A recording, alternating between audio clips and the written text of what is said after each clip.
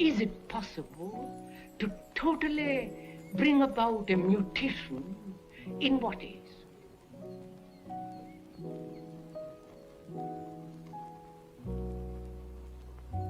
And to go into that, to go into this question of bringing about a total revolution in what is, one must have an extraordinary sense of awareness. You know, to be aware what it means. To be aware of the trees,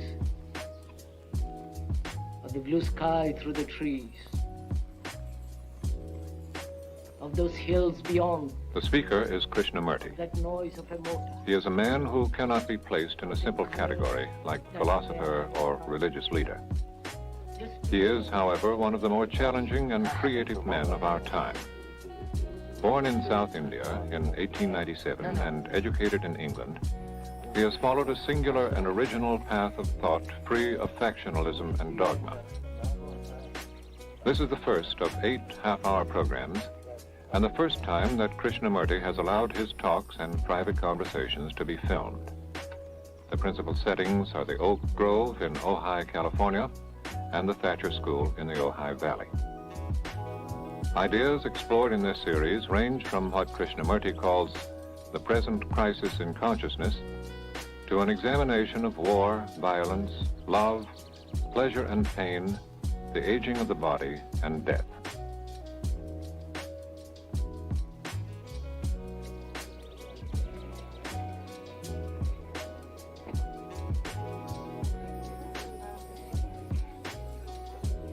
We were saying how very important it is to bring about in the human mind a radical revolution. The crisis, and there are always crises in the world, especially now, it seems to me, is a crisis in consciousness.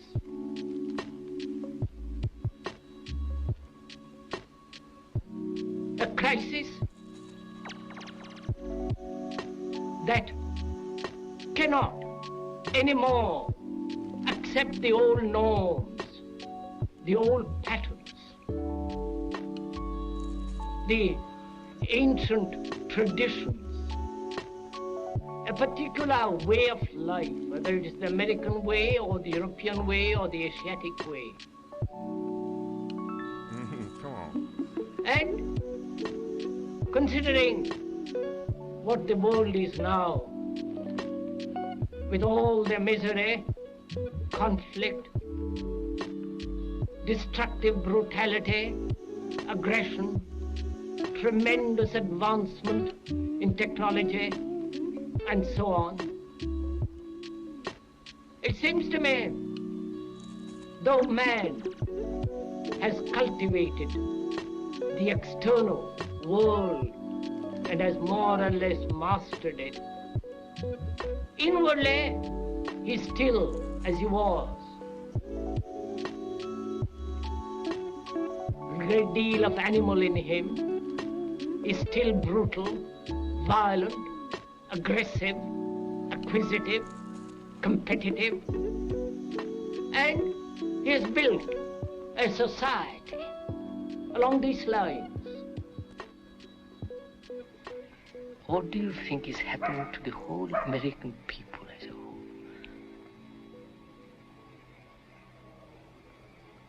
With the automation, with electronic brains, with, you know what I mean? The whole setup.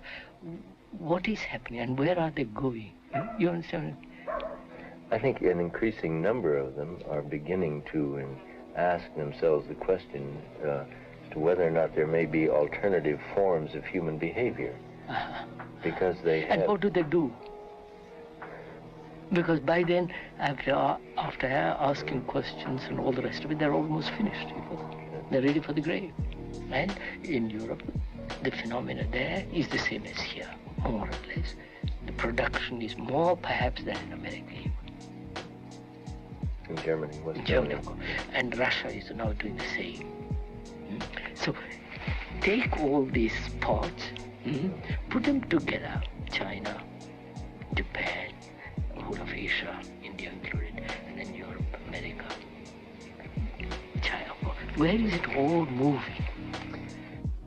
What we are concerned with is the understanding of the whole process of life, with all its complexity, with its aggressions and miseries, with its sorrows and confusions and agonies.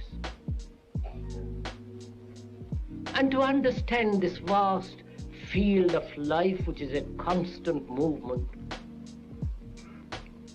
one must not only hear the words, but also go beyond the words. Because the words, the explanations are not the facts. But most of us are caught in words. And one must be free of the word, the symbol, the idea, the conclusion. Then one can look. Then one can listen. And that act of listening is really a miracle. Perhaps it's the greatest miracle. When one can listen totally without any defense, without any barrier. Neither agreeing nor disagreeing. Which doesn't mean the mind is open. On the contrary, the mind is extraordinarily alert there. I hope when one is listening to this talk or to the various other talks that are coming,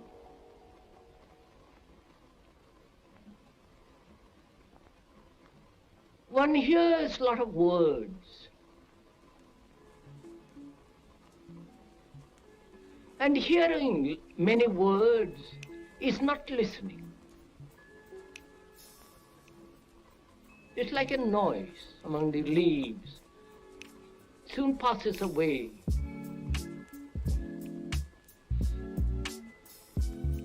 When we hear, we either accept or reject. Or we translate what we hear according to our knowledge, our background. Or we compare what is being said to what is already known. Or we oppose one idea by another. All these characteristics of hearing denies the act of listening. The act of listening is entirely different. When one listens, there is no comparison, there is no acceptance or rejection. The quality of listening is attention. And when you attend totally, with your whole mind, with your heart, with your nerves, with your eyes and ears completely, in that state of attention, there is the act of listening. And that act of listening puts away anything that is not true.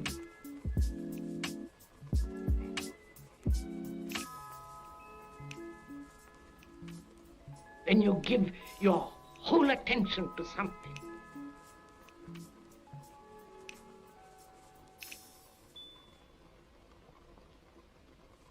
that is when you are completely listening.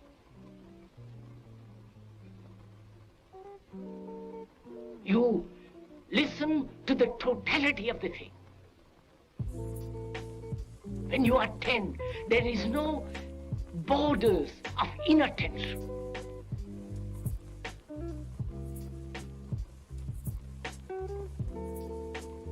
When you so intensely listen.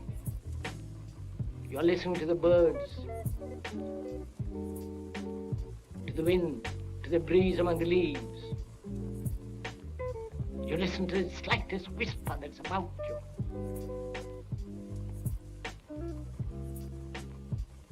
So in the same way, when one listens, that very act of listening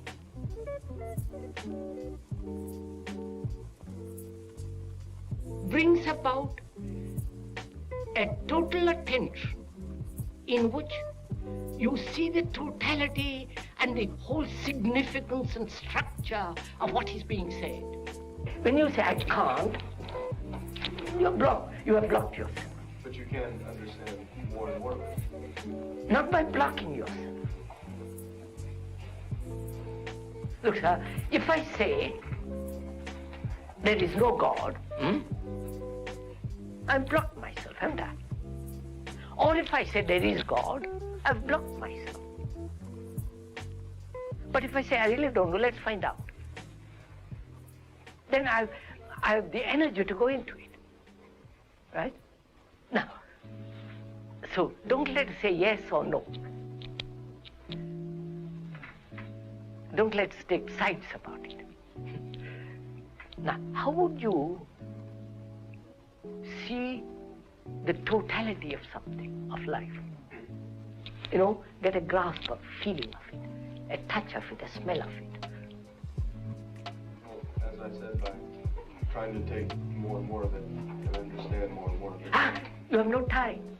No, that's the problem. That's the problem, of course. You're saying That's what I said. that way. That's what I said at the beginning. Yes.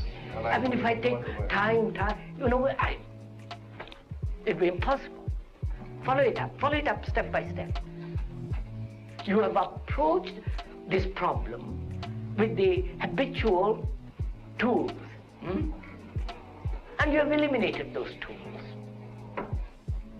Not because you are prejudiced against them, but you see that they won't answer. Now, when you have eliminated them because they do not answer, your mind is sharper, isn't it? If you're on the right track. Of course, you have eliminated them.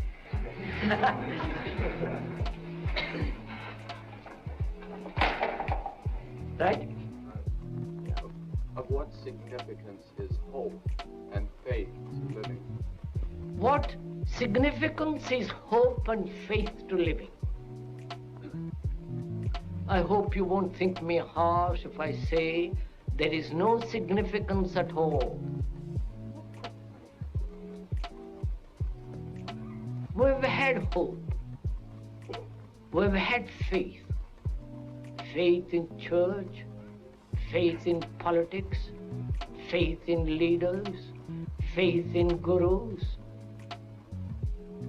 Because we've wanted to achieve a state of bliss, of happiness, and so on. And hope has nourished this faith. And when one observes through history, through our life, all that hope and faith have no meaning at all. Because what is important is what we are. Actually what we are. Not what we think we are. Or what we think we should be. But actually what is. If we know how to look at what is, that will bring about a tremendous transformation. Would you say there are California or America or even California, there's something new stirring? Or the same old pattern being repeated? It seems to me to be the same old pattern. Oh. Say in California, you live in California. Is the climate being so marvelous here?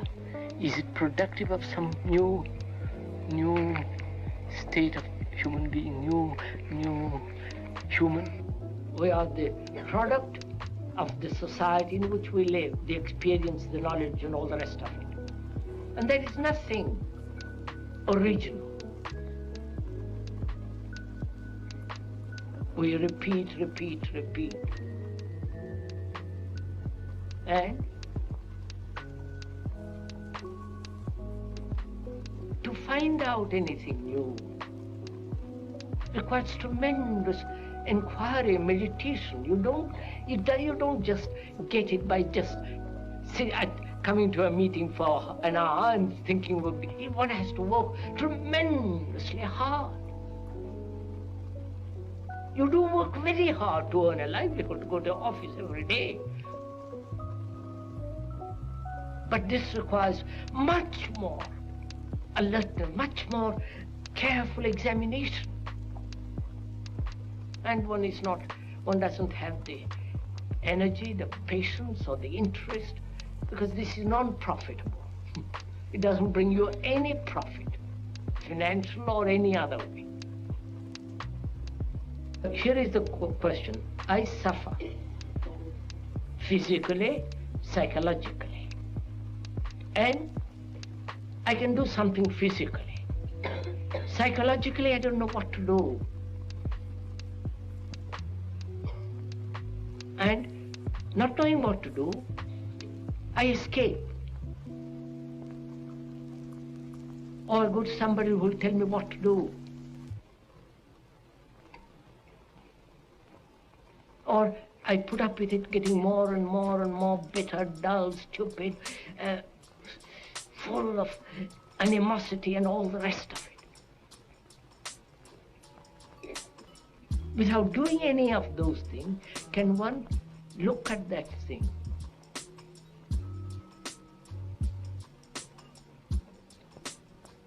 neither enjoying it nor pushing it away? Which means, can I look at it without any demand to overcome it, to justify it, to control it, just to observe it?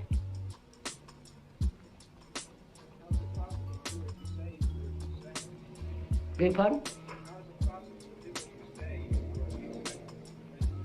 How is it possible to do what I say for? I said it would seem that I would have to start by doing it for a few seconds. Do it for a second, do it.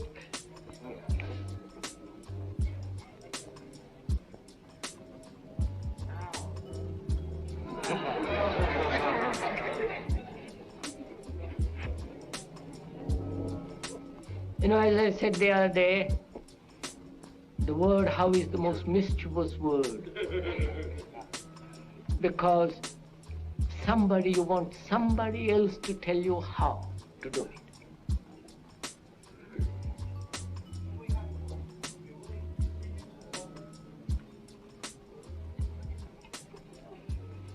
So we suffer, not willing to suffer. There is suffering.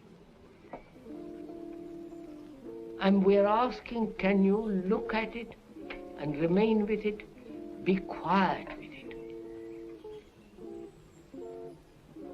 Neither accepting nor rejecting, just be quiet with it.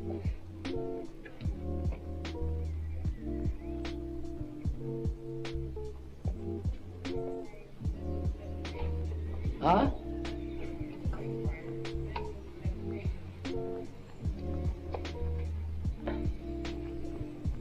Please, doesn't this require great meditation? No, please, do it. If one does it, you will find that you derive from that very observation a great energy, don't you? You are not dissipating any energy. It is there. When the question, such as what am I to do with myself, or however the question may be framed, there is always someone there, whether it's the advertising man on television or the Zen master, to give him a set of answers, and somebody follows them. Because there is nothing in this culture that we're talking about that would prompts people to listen, really to come into relation to themselves in a tough-minded way. This is a young nation, you follow what I mean? It's a young nation. A mixture of extraordinary, thoughts, feelings, and cultures. I should have thought they would produce something, Well, we don't know quite what will happen when this nation faces up to the external crisis. They never have. Would you say she has reached immature, like forced by circumstances, a pinnacle of maturity, and now declining? This I would say. You would say, when you have really faced with a problem of war, of famine, of death, of poverty and so on, you can't argumentatively discuss about them. One has to deal with them. One has to put one's teeth into them. And you cannot artificially, intellectually have teeth to put to problems that are vital. So I hope when we ask questions and go into those questions, I hope they will not be merely intellectual or curious, but serious enough to investigate for ourselves what lies behind these questions and their import. What is the problem? Hunger. Hunger, lack of clothes, shelter, all that. Now, how is it going to be solved? Not by a particular nation. As you and I can't solve it. If we went India, we couldn't solve it. No, sovereign government is going to solve it. No Indian government is going to solve it. They can pretend, and they do. So, what is preventing the solution of this problem is nationalism.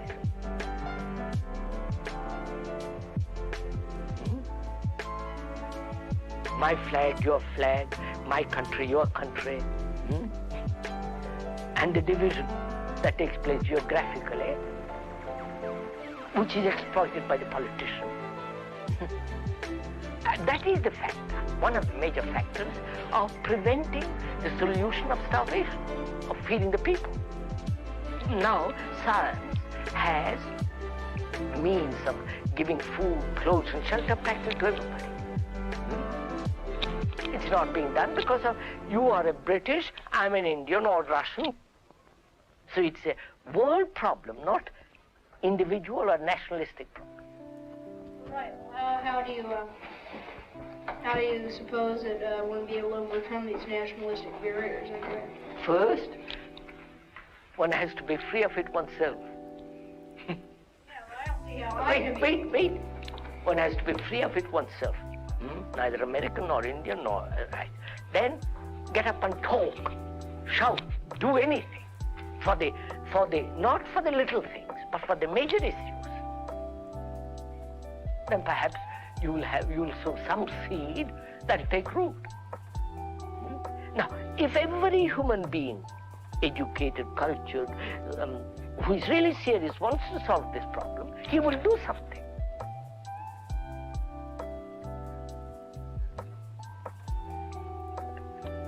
Like war. We have accepted war as the way of life. All men have, throughout centuries. And to stop war, difference is concerned with the whole process of living as a human being. Then perhaps we'll be able to solve this question of war.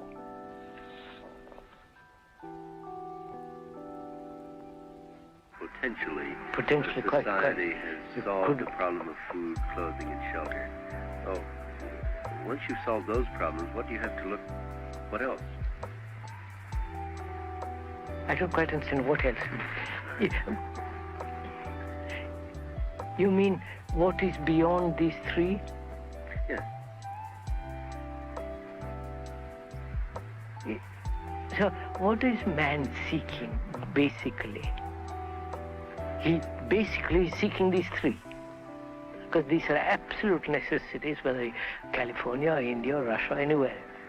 So beyond that, he says, after satisfying that, let's seek something else. Let's go after something else. Is that the way to begin?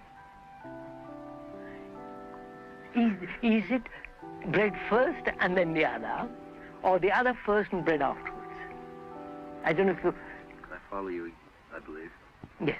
So, in getting bread, we get lost. We get superficial, we get caught in the trap of amusement and religiosity, you know, all that. But if we were seeking, not seeking so much, if we were after something more than bread and butter, in the more included the bread and butter, then I think this problem would never arise. What we are trying during all these discussions and talks here is to see if we cannot radically bring about a transformation of the mind. Not accept things as they are, nor revolt against it. Revolt doesn't answer a thing. But to understand it, to go into it, to examine it, give your heart and your mind with everything that you have to find out, a way of living differently.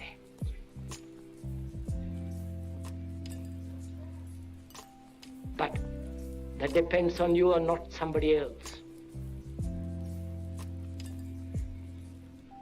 Because in this there is no teacher, no pupil. There's no leader. There's no guru. There's no master, no savior. You yourself are the teacher and the pupil. You are the master, you are the guru, you are the leader. You are everything.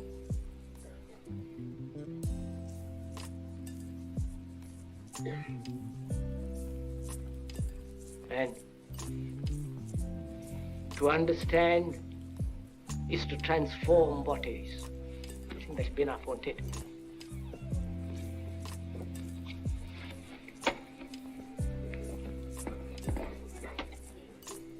This has been Program 1 in a series of 8 programs presenting the original and challenging thought of Krishnamurti. During the past 4 decades, in his writings and talks in Europe, Asia, and America, Krishnamurti has continued to explore the real revolution, a radical change in ourselves. Subsequent programs will be concerned with love, death, fear, and the possibility of a fundamental change in consciousness. The next program in the series is titled Observing Ourselves.